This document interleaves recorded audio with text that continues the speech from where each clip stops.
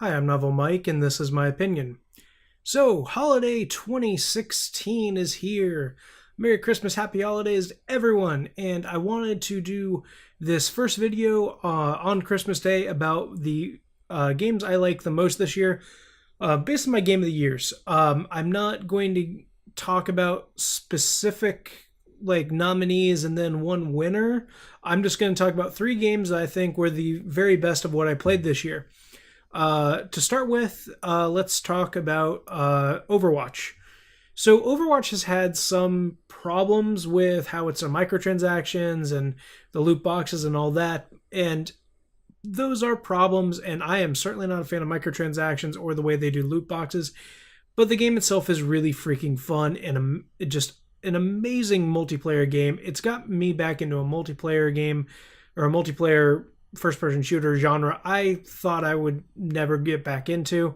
I haven't played it as much lately, so I'm not sure if maybe I shouldn't put it on this list, but when I kept thinking about what else to put on here and I thought about how much time I've spent on any other games I could put on here, Overwatch was pretty much the one I spent the most amount of time on in over the course of its release and now the end of the year. It's just something so unique about playing this game where you have all these different characters and every character feels unique and different. And although they've botched some stuff with like releasing Sombra and just the way they did that and just dragging it out over the course of so many months and all that, some of that didn't go over really well, but the characters are all just really fun to play and they all provide something unique. Not all of them are as competitive as they could be, but I do like that Blizzard has, gone back on the drawing board on a couple characters already several times, and certain abilities or just the characters in general. Like Symmetra is completely different now than she was at launch, and that's a fairly recent update. They changed how D.Va worked by a huge margin, and she's so much better off for it. So at the very least, I do see Blizzard putting in the time and effort to really make these characters stand out, make sure that they have unique gameplay and unique elements that make people want to play them. I'm not like a super competitive player with Overwatch, but I do find it ridiculously fun, and I do hope that we continue to see them come out with, more characters, more modes, more updates, that kind of thing. And very least from what we've seen so far, if, the stupid loot boxes are the only things that they're going to end up charging people for, but they continuously update the game like they have so far, I'll live with that. And I think most people will as well, and the game sales certainly have not stopped really slowing down since, well, it's certainly slowed down, but, the game has not stopped selling at any point since it came out, and every new thing they add is just adding on to it. Now, just where's my single-player campaign with all these awesome characters, Blizzard? Come on, do it. I was really hoping for that at BlizzCon. It didn't happen. So I hope next year that's, some kind of thing that they try to do to really add in a true narrative and story to this thing outside of the comics and outside of everything else. And can't wait to play more of it. Second up is going to be something I had a hard time deciding over. I knew what the third game I was going to talk about is, but the second game I've been trying to say it should be Trails of Cold Steel 2, but the more I think about Trails of Cold Steel 2, it does have problems that really prevent me from saying it really deserves a spot on here, despite how much I loved it. I did love it a lot. I would say it's definitely my fourth choice out of all of them, but my second choice ends up going to Pokemon Sun and Moon. I am thoroughly impressed by what Game Freak has done with these games. They're not perfect. I don't think the trials are a great replacement for gyms. I think they should have been their own thing while still having the gyms, because the gyms give you a level of difficulty and a level of challenge, especially in something like a Nuzlocke setting, like you don't get otherwise in this kind of game. But everything about this game is really good, and I think it's just amazing that they finally seem to have really nailed character development for at least one character. If I had to make any real complaint about the game, I wish the main character was not a silent protagonist still, and they were their own fleshed out character in one way or another. And it's kind of awkward to see like all the other like characters that are with you start freaking out at these events, and you just got this big stupid grin on your face like this the entire time, and you're just like, I don't care what's happening. I'm gonna just go and do my thing. But that aside, I do think that the games did really well. The new Pokemon really good. I know like stat wise they don't compete in the meta as well, but I did think every single Pokemon definitely seems to have either a unique design, a unique ability, unique move sets, something like that. They all feel unique in some way, shape, or form. None of them feel like filler like you see in a lot of the previous Pokemon games, including X and Y. And the Z move system, while not perfect, is definitely a much more toned down version of trying to do these superpower megaform kind of things like we had in X and Y. And I think limiting it to only one per battle certainly makes it much more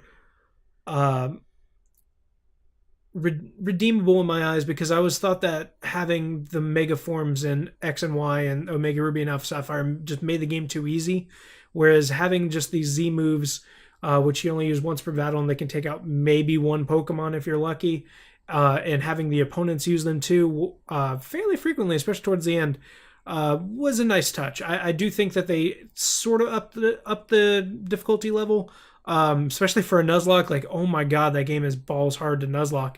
But overall, I really just liked everything about this game. I like the region, I like the characters, I like that there was good character development for at least Ellie or Lily. I said Ellie, Jesus, thinking Last of Us. I was just really impressed by Pokemon Sun and Moon, and I really hope that Game Freak expands upon that. I really hope that the Switch version does have you eventually going back to Kanto, or having like a second story mode where you play as Lily and Kanto. That'd be really cool.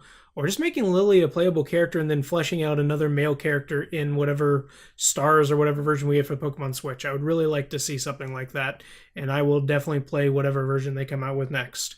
And finally, a game I don't think many people probably expected. I'm not sure I've talked about it much, but Stardew Valley. Stardew Valley is a game that came out earlier this year. It was back in February, and I played it fairly shortly after they came out. I've never been like a big fan of things like Animal Crossing or Harvest Moon. I really just picked up this game on a whim after seeing a couple people play it online on YouTube and Twitch and stuff like that, and I was just like, I'll give it a shot. It was like on sale at the time right after it came out, and so I just picked it up on a whim, and my god, I love that game. There's something special about Stardew Valley. It is a game that can relax you. When I played this game, I was really stressed about various different things, and playing that game just zoned me out. It was the perfect form of escapism and getting away from, real life stuff and playing a video game to relax and just, not worry about things. And it's a simplistic game, but at the same time, it's complicated.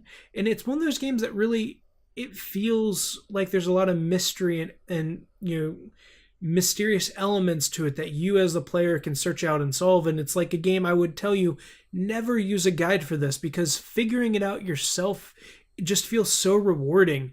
And I wish I could go back and I could play the game again fresh without knowing a lot of the stuff I know now about it. And time again, it's the one game I've gone back to again and again, just not to play for a long amount of time, just play for a little bit at a time, see what the updates have done, that kind of thing. And every time I have enjoyed playing it, and it's just a great game to zone out to.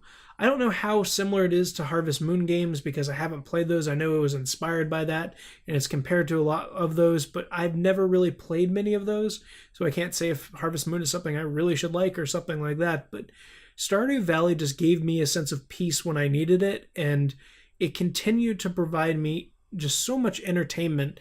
And even comparing it to Overwatch, it's a game I went back to time and time again, and it's the game I've thought of time and time again, and just wanting to get back and just tend to farm. It's so simplistic in that just desire to just do something simple and get your mind off things, but it works extremely well, and it is absolutely worth the money. I've heard that the console ports do have problems with the gamepad and stuff like that, but I haven't played those. I just played it on PC, and it worked great. And if those issues get ironed out, I would highly recommend Stardew Valley as a game to play if you are in any way trying to just find something different to play. I never thought it'd be a game I really tried and would like that much. And I played that game for, God, over 150 hours in a span of a couple months. And every time I go back to it, I have fun, even if it's just tending crops and exploring the mines and, defeating enemies and stuff like that. There's a lot of complex, interesting things that go on with this game. It's not got a super strong narrative or anything like that, but there's this just sense of retro, just, I don't know what the perfect word I want to say for this is. I guess retro bliss, where it feels like an old game that you're playing at a modern time. It's just something you can really sink your teeth into and just spend as much time as you want playing it and planning out your days and just enjoying it for what it is. It doesn't have to be this superimposing, kill everything on side or complete this long story kind of thing. It's just a game that's fairly simple in execution, but is endlessly complex in its deeper details. And I think that it's an amazing game, and I will play more of it, and I can't wait to see what the developer keeps doing with it, because they're still working on updates as far as I know and adding more things to it, and I think that's an amazing thing. Anyway, those are my 3 favorite games of the year. Again, I do give huge props for Trails of Cold Steel 2. I do think it was an amazing game, but the main thing I had a problem with it in the end, post it coming, getting over everything that happens in it, is I don't think that it works as well as a sequel compared to the first game. I would say I still like the first game better, even though I think a lot of people think I'm crazy for saying that. I think it works better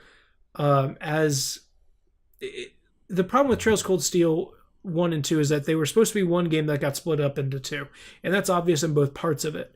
And for Trails Cold Steel 2, it did feel at times like there was some padding, like there were elements of it that just didn't work out or weren't explained well enough for something that is supposed to be, part 2 of, a 3-part series, where it feels like they developed a lot of characters and whatnot, but they didn't flesh out everything as well as they could have. But I still love the game a lot, and I will go back and play it probably once I get through Trails of in the Sky 1 and 2. And 3rd, assuming that's out by the time I finish the first 2 games. And hopefully we will get more news on the 3rd game soon. We did get some new information. Reen will be the protagonist of the 3rd game again, with some new characters that they showed. And I look forward to it, and I hope they don't take forever to localize this one. We definitely probably won't be seeing it until 2018, because I think it's supposed to be like a fall or winter 2017 release in Japan, so I'm not counting on it until like spring at least of 2018, but Xseed loves it as much as I do, so we'll see what happens. But anyway, I'm Novel Mike. Thank you all for watching, and I hope you guys enjoy the rest of these videos. Expect the next one in just a couple days. Thanks. Bye.